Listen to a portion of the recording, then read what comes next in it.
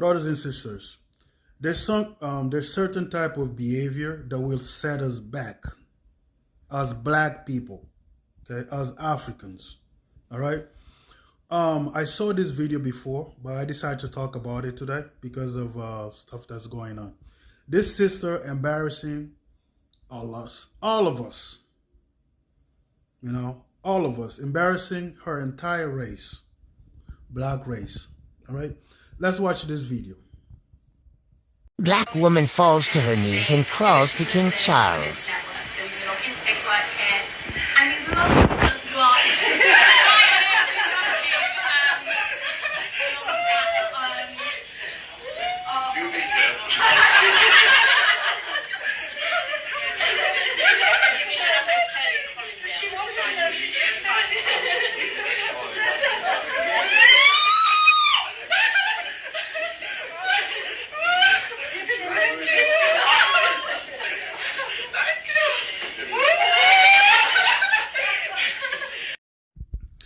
Black people seem to still embody this desire to compete and tear one another down.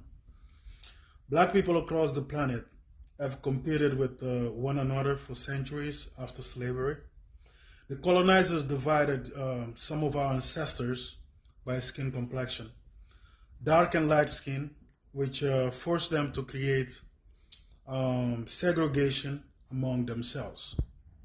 Okay, so which were passed down from generation to generation, where lighter skinned black people that believe that they are better because of their lighter complexion, taking in the line of thought that the lighter you are, the better you are.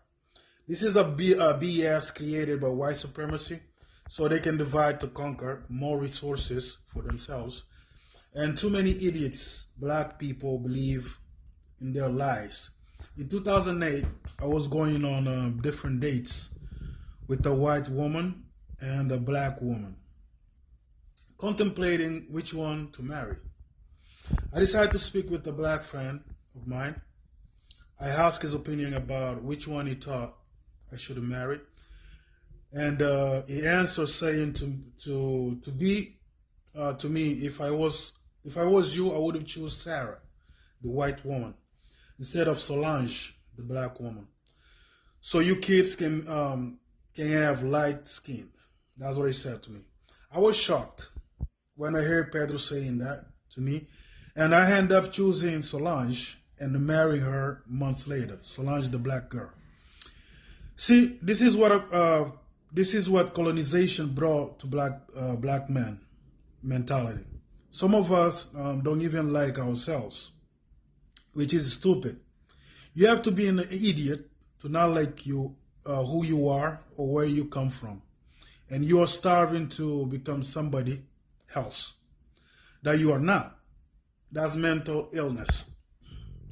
Other races like Chinese, Mexicans, Koreans, and even white Europeans come over to the US or go to any other part of the world to perfect their craft just to return to their home proudly and give back to their people. They constantly support each other in objective they attempt to pursue. They are proud of their people, no matter their socioeconomic status or differences of complexion. They still support each other. But Africans separate and fight each other, having no pride in who they are, by creating confusion in their kids' minds, which is the main reason why we are not respected anywhere. Until we learn to unite and work together to better understand who we are and come together to break this cycle of trauma, pain, disrespect, and abuse that we suffer across this world, we have weak leaders, stupid bastards that only think about themselves, cowards, unwilling to fight for their race, and people like Robert Mugabe did in Zimbabwe by fighting the white supremacy, and he took his land back from these demons. Even with sanctions, Zimbabwe stands strong against these evil demons. I just hope South Africa would follow the same path, but they need to grow some courage to do it. I know Julius Malema will do it. Black people can't even stick together to defend each other. We are easily corrupted. Some of us will prefer to defend a racist person than stand beside our oppressed brothers or sisters. I've seen every day. This is insane.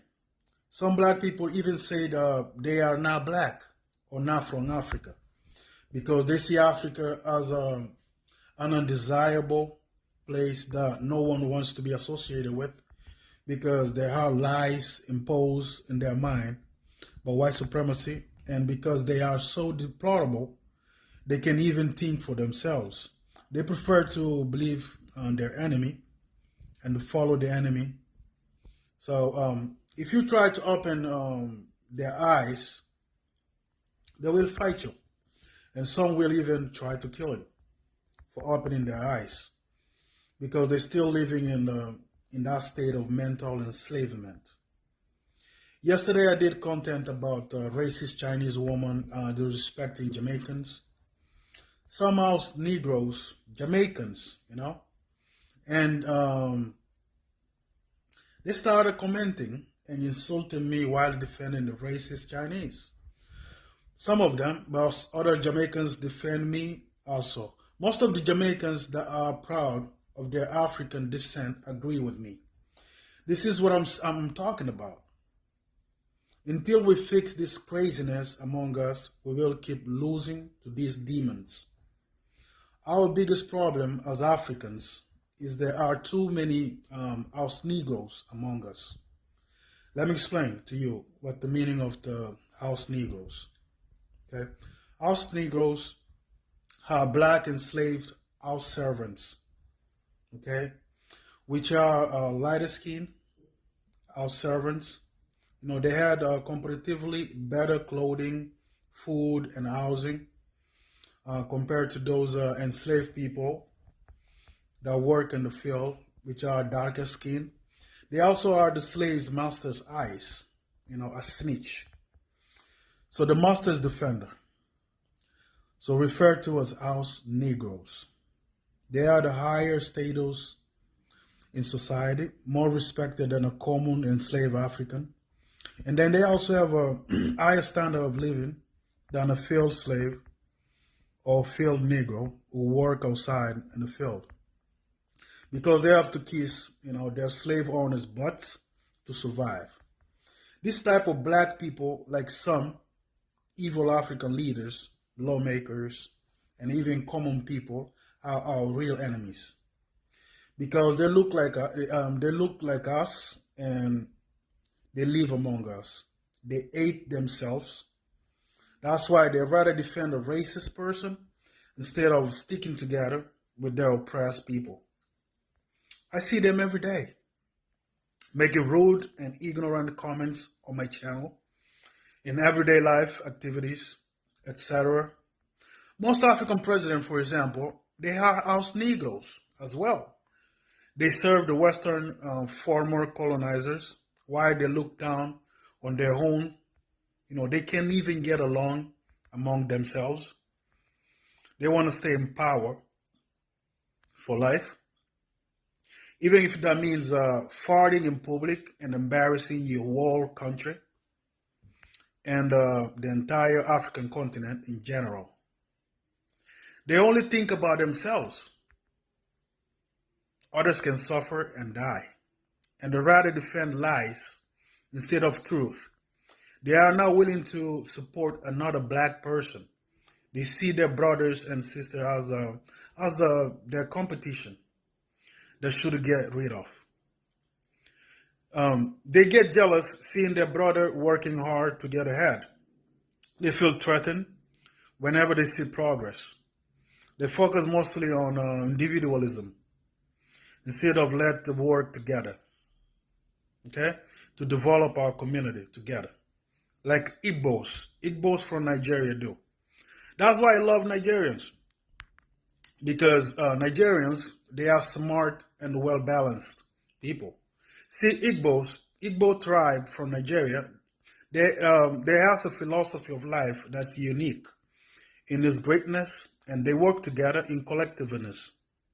Okay, now individualism, Igbo philosophy of life and the parameters of individual wellness investigates cultural and cosmological dimension of the Igbo community, portrayed by Chinua Achebe, the Nigerian writer, in his first novel, Things Fall Apart.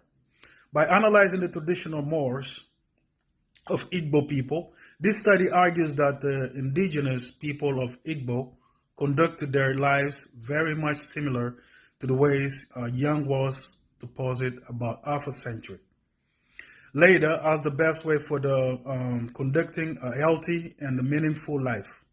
As such, the Igbo philosophies of life and their religious and social practices will be considered very contagious to Jung's posted principle of having a well-balanced society. In addition, it will be argued that this traditional African community provide a very good opportunity for its people to experience the journey of psychological growth. Okay, what Jung called the process of individuation. So the Igbo society is a very high-functioning and well-balanced community before its confrontation with the Western culture. But regrettably, the British colonial powers advent into Igbo disturbed seriously its integration and equilibrium by forcing the Western imbalanced ways of life on the Igbos, hence making things fall apart for them. African people did not hear of culture for the first time from Europeans. Our societies were not mindless, but frequently had a philosophy of great depth and beauty. We had poetry, and above all, we had dignity. It is dignity that many African people all but lost during the colonial period. And it's this that we must now regain by staying together, by supporting each other, not seeing each other as enemy. We are one people. We need to get rid of these tribal and religious conflicts, which only open space for our enemies to come in and destroy us as the Europeans colonizers did, the demons. But not all Europeans are bad, of course. There are plenty of decent, good-hearted Europeans, like this woman here. Let's listen to what she has to say. Oh no, I'm not ashamed to be white. God created me. For me to be ashamed to be who I am would mean I'm ashamed of God. But I tell you what, God didn't create racism. So if you're white and racist, you should be ashamed to be you.